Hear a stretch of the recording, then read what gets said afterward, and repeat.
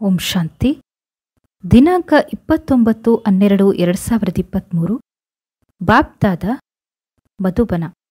ಮಧುರ ಮಕ್ಕಳೇ, ಪ್ರಶ್ನೆಗಳಲ್ಲಿ ತಬ್ಬಿಬ್ಬಾಗುವುದನ್ನು ಬಿಟ್ಟು ಮನ್ಮನಾಭವದಲ್ಲಿರಿ. ತಂದೆ ಹಾಗೂ ಆಸ್ತಿಯನ್ನು ನೆನಪು ಮಾಡಿಕೊಳ್ಳಿ. ಪವಿತ್ರರಾಗಿ ಹಾಗೂ ಪವಿತ್ರರನ್ನಾಗಿ ಮಾಡಿ. ಪ್ರಶ್ನೆಗಳಲ್ಲಿ ತಬ್ಬಿಬ್ಬಾಗುವುದನ್ನು ಬಿಟ್ಟು ಮನ್ಮನಾಭವದಲ್ಲಿರಿ. ತಂದೆ ಹಾಗೂ ಆಸ್ತಿಯನ್ನು ನೆನಪು ಮಾಡಿಕೊಳ್ಳಿ. ಪವಿತ್ರರಾಗಿ ಹಾಗೂ ಪವಿತ್ರರನ್ನಾಗಿ ಮಾಡಿ. ಪ್ರಶ್ನೆ: ಶಿವಬಾಬರವರು ನೀವು ಮಕ್ಕಳಿಂದ ತಮ್ಮ ಪೂಜೆಯನ್ನು ಮಾಡಿಸಿಕೊಳ್ಳುವುದಿಲ್ಲ, ಏಕೆ? ಶಿವಬಾಬರವರು ನೀವು ಮಕ್ಕಳಿಂದ ತಮ್ಮ ಪೂಜೆಯನ್ನು ಮಾಡಿಸಿಕೊಳ್ಳುವುದಿಲ್ಲ, ಏಕೆ? ಉತ್ತರ: ಬಾಬರವರು ತಿಳಿಸುತ್ತಾರೆ, ನಾನು ನೀವು ಮಕ್ಕಳ ಅತ್ಯಂತ ವಿಧೇಯಕ ಸೇವಕನಾಗಿದ್ದೇನೆ. ನೀವು ಮಕ್ಕಳು ನನ್ನ ಮಾಲೀಕರಾಗಿದ್ದೀರಿ. ನಾನಂತೂ ನೀವು ಮಕ್ಕಳಿಗೆ ನಮಸ್ತೆಯನ್ನು ಮಾಡುತ್ತೇನೆ. ತಂದೆಯು ನಿರಹಂಕಾರಿಯಾಗಿದ್ದಾರೆ. ಮಕ್ಕಳು ಸಹ ತಂದೆಯ ಸಮಾನರಾಗಬೇಕಿದೆ. ನೀವು ಮಕ್ಕಳಿಂದ ನನ್ನ ಪೂಜೆಯನ್ನು ಹೇಗೆ ಮಾಡಿಸಿಕೊಳ್ಳಲಿ? ನನ್ನ ಪಾದಗಳನ್ನು ತೊಳೆಸಿಕೊಳ್ಳಲು ನನಗೆ ಪಾದವೇ ಇಲ್ಲ. ನೀವಂತೂ ಭಗವಂತನಿಗೆ ಸಹಯೋಗಿಗಳಾಗಿ ವಿಶ್ವದ ಸೇವೆಯನ್ನು ಮಾಡಬೇಕಿದೆ. ಗೀತೆ: ನಿರ್ಬಲನ ಜೊತೆ ಬಲಶಾಲಿಯ ಯುದ್ಧ. ಓಂ ಶಾಂತಿ. ನಿರಾಕಾರ ಶಿವ ಭಗವಾನು ವಾಚ. ಶಿವಬಾಬರವರು ನಿರಾಕಾರನಾಗಿದ್ದಾರೆ ಹಾಗೂ ಆತ್ಮಗಳು ಯಾರು ಶಿವಬಾಬಾ ಎಂದು ಹೇಳುತ್ತಾರೆಯೋ ಅವರು ಸಹ ವಾಸ್ತವದಲ್ಲಿ ನಿರಾಕಾರಿಗಳಾಗಿದ್ದಾರೆ. ನಿರಾಕಾರಿ ಜಗತ್ತಿನಲ್ಲಿ ಇರುವಂತವರಾಗಿದ್ದಾರೆ. ಇಲ್ಲಿ ಪಾತ್ರವನ್ನು ಮಾಡುವುದಕ್ಕಾಗಿ ಸಾಕಾರಿಗಳಾಗಿದ್ದಾರೆ. ಈಗಂತೂ ನಮ್ಮೆಲ್ಲರಿಗೂ ಸಹ ಪಾದಗಳಿದೆ. ಶ್ರೀಕೃಷ್ಣನಿಗೂ ಸಹ ಪಾದಗಳಿದೆ. ಪಾದಗಳನ್ನು ಪೂಜಿಸುತ್ತಾರಲ್ಲವೇ? ಶಿವಬಾಬರವರು ತಿಳಿಸುತ್ತಾರೆ, ನಾನಂತೂ ವಿಧೇಯಕನಾಗಿದ್ದೇನೆ. ನಿಮ್ಮಿಂದ ಪಾದಗಳನ್ನು ತೊಳೆಸಿಕೊಳ್ಳಲು ಅಥವಾ ಪೂಜೆಯನ್ನು ಮಾಡಿಸಿಕೊಳ್ಳಲು ನನಗೆ ಪಾದಗಳೇ ಇಲ್ಲ. ಸನ್ಯಾಸಿಗಳ ಪಾದಗಳನ್ನು ತೊಳೆಯುತ್ತಾರೆಯಲ್ಲವೇ? ಗೃಹಸ್ಥಿಗಳು ಹೋಗಿ ಅವರ ಪಾದಗಳನ್ನು ತೊಳೆಯುತ್ತಾರೆ. ಪಾದಗಳಂತೂ ಮನುಷ್ಯರಿಗೆ ಇರುತ್ತದೆ. ಶಿವಬಾಬರವರ ಪಾದಗಳನ್ನು ತೊಳೆದು ಪೂಜೆ ಮಾಡಲು ಅವರಿಗೆ ಪಾದಗಳೇ ಇಲ್ಲ. ಇದಾಗಿದೆ ಪೂಜೆಯ ಸಾಮಗ್ರಿಗಳು. ತಂದೆಯು ತಿಳಿಸುತ್ತಾರೆ, ನಾನಂತೂ ಜ್ಞಾನದ ಸಾಗರನಾಗಿದ್ದೇನೆ. ನಾನು ನೀವು ಮಕ್ಕಳಿಂದ ಹೇಗೆ ಪಾದಗಳನ್ನು ತೊಳೆಸಿಕೊಳ್ಳಲಿ? ತಂದೆಯಂತೂ ತಿಳಿಸುತ್ತಾರೆ, ಒಂದೇ ಮಾತರಂ. ನಂತರ ಮಾತೆಯರು ಏನು ಹೇಳಬೇಕಾಗಿದೆ? ಎದ್ದು ನಿಂತುಕೊಂಡು ಹೇಳುತ್ತಾರೆ, ಶಿವಬಾಬಾ ನಮಸ್ತೆ. ಹೇಗೆ ಮಾಲೀಕನಿಗೆ ಸಲಾಂ ಎಂದು ಹೇಳುತ್ತಾರಲ್ಲವೇ? ಅಂದಾಗ ತಂದೆಗೆ ಮೊದಲು ನಮಸ್ತೆಯನ್ನು ಮಾಡಬೇಕಾಗುತ್ತದೆ. ಹೇಳುತ್ತಾರೆ, ನಾನು ಅತ್ಯಂತ ವಿಧೇಯಕನಾಗಿದ್ದೇನೆ. ಬೇಹದ್ದಿನ ಸರ್ವೆಂಟ್ ಆಗಿದ್ದೇನೆ. ನಿರಾಕಾರನಾಗಿದ್ದೇನೆ ಹಾಗೂ ಎಷ್ಟು ನಿರಹಂಕಾರಿಯಾಗಿದ್ದೇನೆ. ಪೂಜೆಯ ಮಾತುಗಳಂತೂ ಇಲ್ಲವೇ ಇಲ್ಲ. ಅತ್ಯಂತ ಪ್ರಿಯವಾದ ಮಕ್ಕಳು ಯಾರು ಆಸ್ತಿಗೆ ಮಾಲೀಕರಾಗುತ್ತಾರೆಯೋ ಅವರಿಂದ ಹೇಗೆ ಪೂಜೆಯನ್ನು ಮಾಡಿಸಿಕೊಳ್ಳಲಿ? ಚಿಕ್ಕ ಮಕ್ಕಳಂತೂ ತಂದೆಯ ಕಾಲಿಗೆ ಬೀಳುತ್ತಾರೆ, ಏಕೆಂದರೆ ತಂದೆಯು ದೊಡ್ಡವರಾಗಿದ್ದಾರೆ. ಆದರೆ ವಾಸ್ತವದಲ್ಲಂತೂ ತಂದೆಯೂ ಸಹ ಮಕ್ಕಳ ಸೇವಕನಾಗಿದ್ದಾರೆ. ತಿಳಿದುಕೊಂಡಿದ್ದಾರೆ, ಮಕ್ಕಳಿಗೆ ಮಾಯೆಯು ಬಹಳ ಬೇಸರಪಡಿಸುತ್ತದೆ. ಬಹಳ ಕಠಿಣವಾದ ಪಾತ್ರವಾಗಿದೆ. ಇನ್ನೇನು ಅಪಾರವಾದ ದುಃಖವೂ ಬರಲಿದೆ. ಇದೆಲ್ಲವೂ ಬೇಹದ್ದಿನ ಮಾತುಗಳಾಗಿದೆ. ಆಗಲೇ ಬೇಹದ್ದಿನ ತಂದೆಯೂ ಬರುತ್ತಾರೆ. ತಂದೆಯು ತಿಳಿಸುತ್ತಾರೆ, ದಾತನು ನಾನೊಬ್ಬನೇ ಆಗಿದ್ದೇನೆ. ಅನ್ಯರು ಯಾರೂ ದಾತನಾಗಲು ಸಾಧ್ಯವಿಲ್ಲ. ತಂದೆಯಿಂದ ಎಲ್ಲರೂ ಬೇಡುತ್ತಾರೆ. ಸಾಧುಗಳು ಸಹ ಮುಕ್ತಿಯನ್ನು ಬೇಡಿಕೊಳ್ಳುತ್ತಾರೆ.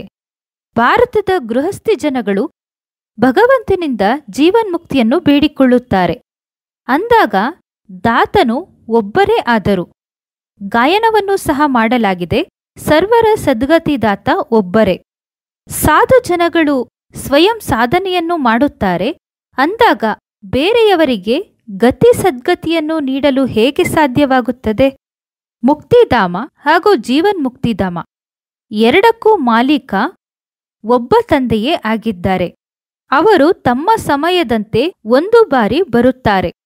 ಮತ್ತೆಲ್ಲರೂ ಜನನ ಮರಣದಲ್ಲಿ ಬರುತ್ತಿರುತ್ತಾರೆ. ಅವರು ಒಂದು ಬಾರಿ ಬರುತ್ತಾರೆ, ಯಾವಾಗ ರಾವಣನ ರಾಜ್ಯವು ಸಮಾಪ್ತಿಯಾಗುತ್ತದೋ ಅದರ ಮೊದಲಂತೂ ಬರಲು ಸಾಧ್ಯವಿಲ್ಲ. ಡ್ರಾಮಾದಲ್ಲಿ ಪಾತ್ರವೇ ಇಲ್ಲ. ಅಂದಾಗ ತಂದೆಯು ತಿಳಿಸುತ್ತಾರೆ, ನೀವು ನನ್ನ ಮೂಲಕ ನನ್ನನ್ನು ಗುರುತಿಸಿದ್ದೀರಿ. ಮನುಷ್ಯರು ತಿಳಿದುಕೊಂಡಿಲ್ಲ, ಆದ್ದರಿಂದ ಸರ್ವವ್ಯಾಪಿ ಎಂದು ಹೇಳಿಬಿಟ್ಟಿದ್ದಾರೆ. ಈಗಂತೂ ರಾವಣನ ರಾಜ್ಯ. ಭಾರತವಾಸಿಗಳು ರಾವಣನನ್ನು ಸುಡುತ್ತಿರುತ್ತಾರೆ. ಅಂದಾಗ ಸಿದ್ಧವಾಗುತ್ತದೆ, ರಾವಣನ ರಾಜ್ಯವು ಭಾರತದಲ್ಲಿಯೇ ಇದೆ, ರಾಮರಾಜ್ಯವೂ ಸಹ ಭಾರತದಲ್ಲಿಯೇ ಇದೆ. ಈ ಮಾತುಗಳನ್ನು ರಾಮರಾಜ್ಯವನ್ನು ಸ್ಥಾಪನೆ ಮಾಡುವಂತವರೇ ತಿಳಿಸುತ್ತಾರೆ. ಈಗ ಹೇಗೆ ರಾವಣನ ರಾಜ್ಯವಿದೆ ಎಂದು ಇದನ್ನು ಯಾರು ತಿಳಿಸುತ್ತಾರೆ? ನಿರಾಕಾರ ಶಿವಭಗವಾನು ವಾಚ. ಆತ್ಮಗಳಿಗೆ ಶಿವನೆಂದು ಹೇಳಲಾಗುವುದಿಲ್ಲ. ಆತ್ಮಗಳೆಲ್ಲರೂ ಸಹ ಸಾಲಿಗ್ರಾಮಗಳಾಗಿದ್ದಾರೆ. ಶಿವ ಎಂದು ಒಬ್ಬರಿಗೆ ಹೇಳಲಾಗುತ್ತದೆ. ಸಾಲಿಗ್ರಾಮಗಳಂತೂ ಅನೇಕರು ಇರುತ್ತಾರೆ. ಇದಾಗಿದೆ ರುದ್ರ ಜ್ಞಾನಯಜ್ಞ.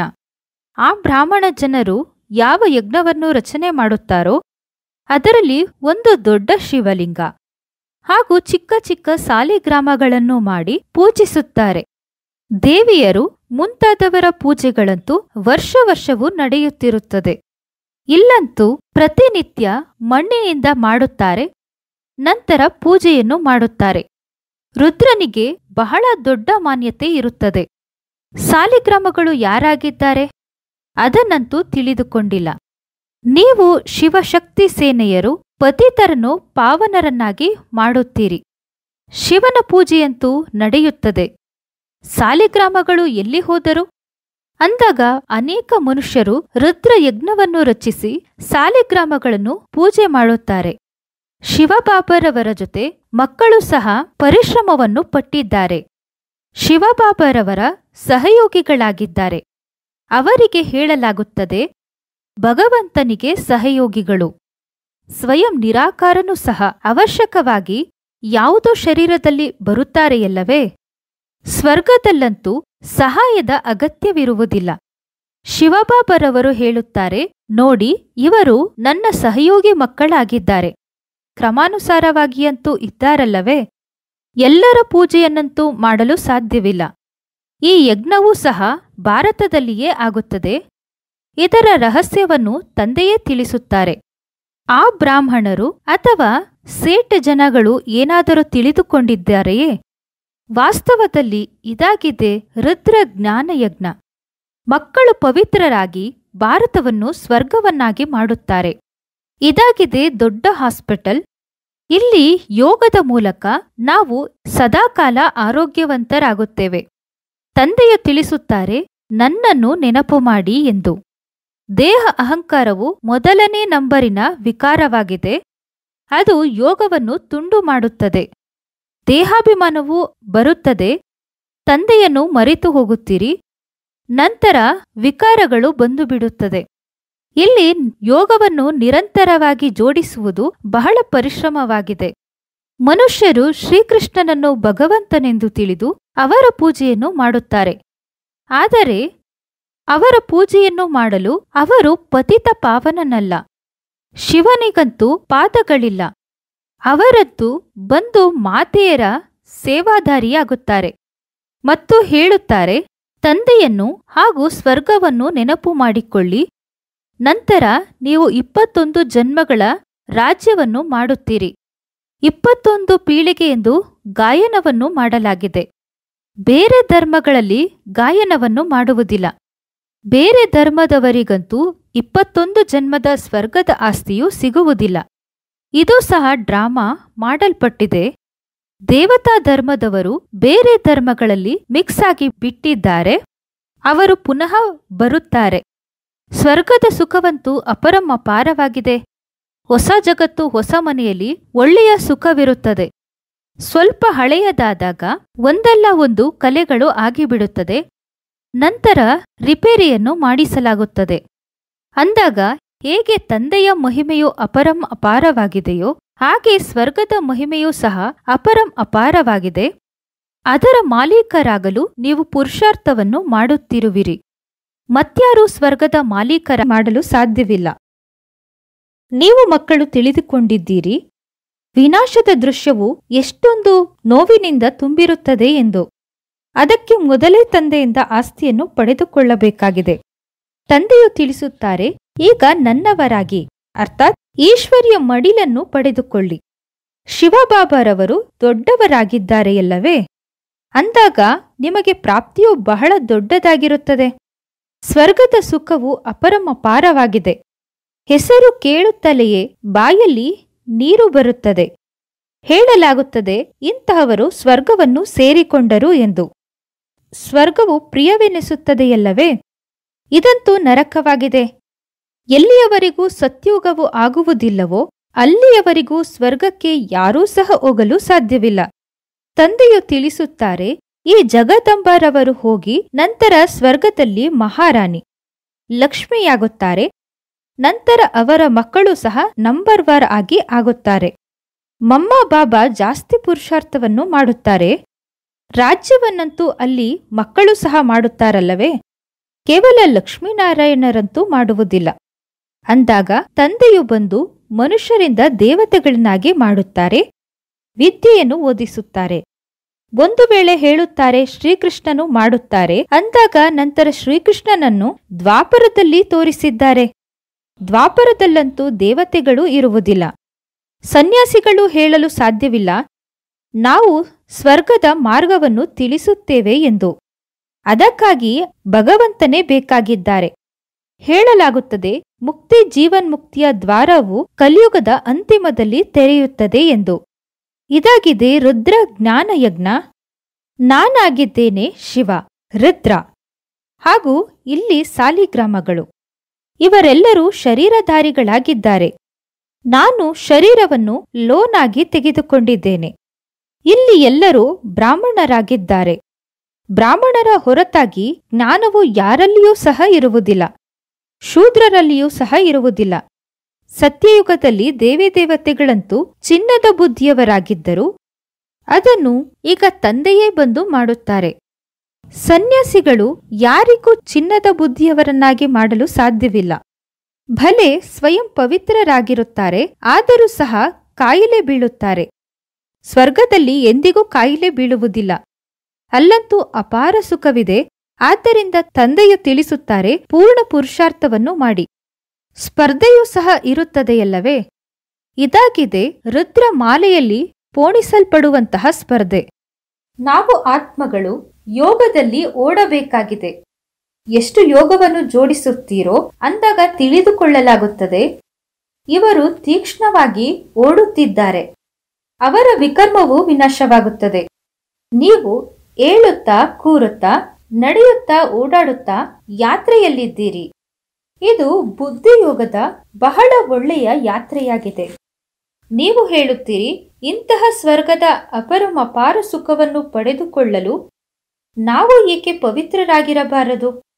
ನಮ್ಮನ್ನು ಮಾಯೆಯು ಅಲುಗಾಡಿಸಲು ಸಾಧ್ಯವಿಲ್ಲ. ಪ್ರತಿಜ್ಞೆಯನ್ನು ಮಾಡಬೇಕಾಗುತ್ತದೆ. ಅಂತಿಮ ಜನ್ಮವಾಗಿದೆ, ಸಾಯಲೇಬೇಕಾಗಿದೆ. ಅಂದಾಗ ತಂದೆಯಿಂದ ಆಸ್ತಿಯನ್ನು ಏಕೆ ಪಡೆದುಕೊಳ್ಳಬಾರದು? ಬಾಬಾರವರಿಗೆ ಎಷ್ಟು ಮಕ್ಕಳಿದ್ದಾರೆ? ಪ್ರಜಾಪಿತನಿದ್ದಾರೆ. ಅಂದಾಗ ಅವಶ್ಯಕವಾಗಿ ಹೊಸ ರಚನೆಯನ್ನು ರಚಿಸುತ್ತಾರೆ. ಹೊಸ ರಚನೆ ಆಗುತ್ತದೆ ಬ್ರಾಹ್ಮಣರದ್ದು. ಬ್ರಾಹ್ಮಣರಾಗಿದ್ದಾರೆ ಆತ್ಮೀಯ ಸಮಾಜ ಸೇವಕರು. ದೇವತೆಗಳಂತೂ ಪ್ರಾರಬ್ಧವನ್ನು ಭೋಗಿಸುತ್ತಾರೆ. ನೀವು ಭಾರತದ ಸೇವೆಯನ್ನು ಮಾಡುತ್ತೀರಿ, ಆದ್ದರಿಂದ ನೀವು ಸ್ವರ್ಗದ ಮಾಲೀಕರಾಗಿ ಬಿಡುತ್ತೀರಿ. ಭಾರತದ ಸೇವೆಯನ್ನು ಮಾಡುವುದರಲ್ಲಿಯೇ ಎಲ್ಲರ ಸೇವೆಯೂ ಆಗಿಬಿಡುತ್ತದೆ. ಅಂದಾಗ ಇದಾಗಿದೆ ರುದ್ರ ಜ್ಞಾನಯಜ್ಞ. ರುದ್ರನೆಂದು ಶಿವನಿಗೆ ಹೇಳಲಾಗುತ್ತದೆ, ಶ್ರೀಕೃಷ್ಣನಿಗಲ್ಲ. ಶ್ರೀಕೃಷ್ಣನಂತೂ ಸತ್ಯುಗದ ಪ್ರಿನ್ಸ್ ಆಗಿದ್ದಾನೆ. ಅಲ್ಲಂತೂ ಈ ಯಜ್ಞ ಮುಂತಾದವುಗಳು ಇರುವುದೇ ಇಲ್ಲ. ಈಗಿರುವುದು ರಾವಣನ ರಾಜ್ಯ. ಇದಂತೂ ಸಮಾಪ್ತಿಯಾಗುತ್ತದೆ. ಮತ್ತೆ ಎಂದಿಗೂ ರಾವಣನನ್ನು ಮಾಡಲಾಗುವುದಿಲ್ಲ. ತಂದೆಯೇ ಬಂದು ಈ ಜಂಜಾಟಗಳಿಂದ ಬಿಡಿಸುತ್ತಾರೆ. ಈ ಬ್ರಹ್ಮಾರವರನ್ನೂ ಸಹ ಜಂಜಾಟಗಳಿಂದ ಬಿಡಿಸಿದರಲ್ಲವೇ? ಶಾಸ್ತ್ರಗಳನ್ನು ಓದುತ್ತಾ ಓದುತ್ತಾ ಯಾವ ಪರಿಸ್ಥಿತಿಯಾಗಿದೆ? ಅಂದಾಗ ತಂದೆಯು ತಿಳಿಸುತ್ತಾರೆ, ಈಗ ನನ್ನನ್ನು ನೆನಪು ಮಾಡಿ. ತಂದೆಯನ್ನು ನೆನಪು ಮಾಡುವ ಧೈರ್ಯವಿರುವುದಿಲ್ಲ. ಪವಿತ್ರರಾಗಿರುವುದಿಲ್ಲ, ವ್ಯರ್ಥವಾದ ಪ್ರಶ್ನೆಗಳನ್ನು ಮಾಡುತ್ತಿರುತ್ತಾರೆ. ಅಂದಾಗ ತಂದೆಯೂ ತಿಳಿಸುತ್ತಾರೆ, ಮನ್ಮನಾಭವ. ಒಂದು ವೇಳೆ ಯಾವುದಾದರೂ ಮಾತಿನಲ್ಲಿ ತಬ್ಬಿಬ್ಬಾಗುತ್ತೀರಿ ಅಂದಾಗ ಅದನ್ನು ಬಿಟ್ಟು ಬಿಡಿ. ಮನ್ಮನಾಭವ. ಈ ರೀತಿಯಲ್ಲ, ಪ್ರಶ್ನೆಗೆ ಪ್ರತಿಕ್ರಿಯೆಯೂ ಸಿಗುವುದಿಲ್ಲ ಅಂದಾಗ ವಿದ್ಯೆಯನ್ನೇ ಬಿಟ್ಟು ಬಿಡುವುದು. ಹೇಳಲಾಗುತ್ತದೆ, ಭಗವಂತನು ಇದ್ದಾರೆ ಅಂದಾಗ ಪ್ರತಿಕ್ರಿಯೆಯನ್ನು ಏಕೆ ನೀಡುವುದಿಲ್ಲ? ತಂದೆಯು ತಿಳಿಸುತ್ತಾರೆ, ನಿಮ್ಮ ಕೆಲಸವಿರುವುದು ತಂದೆ ಹಾಗೂ ಆಸ್ತಿಯ ಜೊತೆ. ಚಕ್ರವನ್ನು ಸಹ ನೆನಪು ಮಾಡಬೇಕಾಗಿದೆ. ಅಲ್ಲಿಯೂ ಸಹ ತ್ರಿಮೂರ್ತಿ ಹಾಗೂ ಚಕ್ರವನ್ನು ತೋರಿಸುತ್ತಾರೆ, ಬರೆಯುತ್ತಾರೆ, ಸತ್ಯಮೇವ ಜಯತೆ. ಆದರೆ ಅರ್ಥವನ್ನು ತಿಳಿದುಕೊಂಡಿಲ್ಲ. ನೀವು ತಿಳಿಸಬಹುದಾಗಿದೆ, ಶಿವಬಾಬಾರವರನ್ನು ನೆನಪು ಮಾಡಿಕೊಳ್ಳಿ, ಆಗ ಸೂಕ್ಷ್ಮವತನವಾಸಿ ಬ್ರಹ್ಮ ವಿಷ್ಣು ಶಂಕರರು ಸಹ ನೆನಪಿಗೆ ಬರುತ್ತಾರೆ. ಹಾಗೂ ಸ್ವದರ್ಶನ ಚಕ್ರವನ್ನು ನೆನಪು ಮಾಡಿಕೊಳ್ಳಿ ಅಂದಾಗ ವಿಜಯಂತಿಯು ಆಗಿಬಿಡುತ್ತದೆ. ಜಯತೆ ಅಂದರೆ ಮಾಯೆಯ ಮೇಲೆ ವಿಜಯವನ್ನು ಗಳಿಸುತ್ತೀರಿ. ಎಷ್ಟು ತಿಳುವಳಿಕೆಯ ಮಾತಾಗಿದೆ.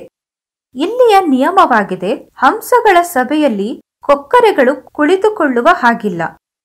ಬೀಕೆಗಳು ಯಾರು ಸ್ವರ್ಗದ ಪರಿಯನ್ನಾಗಿ ಮಾಡುತ್ತಾರೆಯೋ ಅವರ ಮೇಲೆ ದೊಡ್ಡ ಜವಾಬ್ದಾರಿಯೂ ಇರುತ್ತದೆ.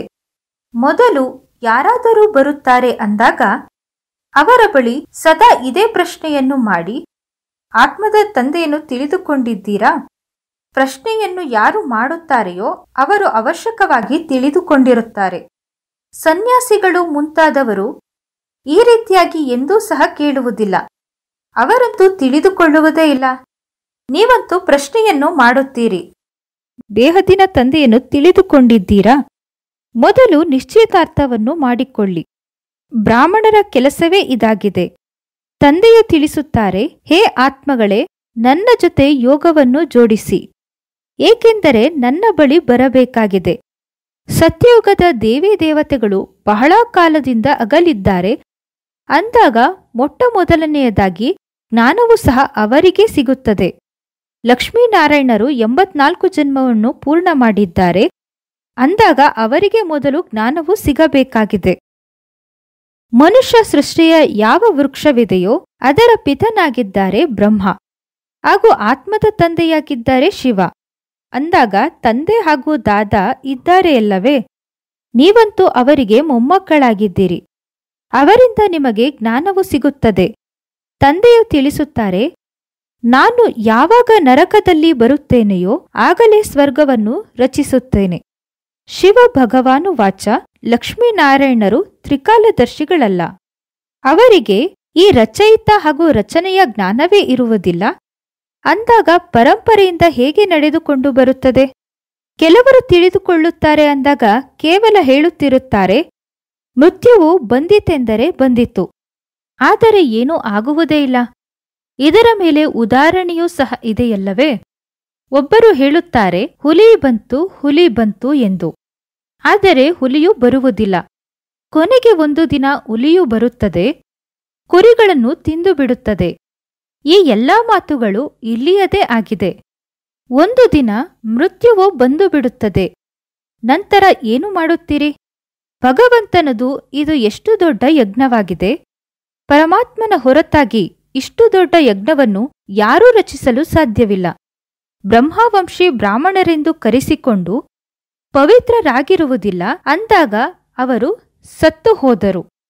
ಶಿವಬಾಬರವರ ಜೊತೆ ಪ್ರತಿಜ್ಞೆಯನ್ನು ಮಾಡಬೇಕಾಗುತ್ತದೆ.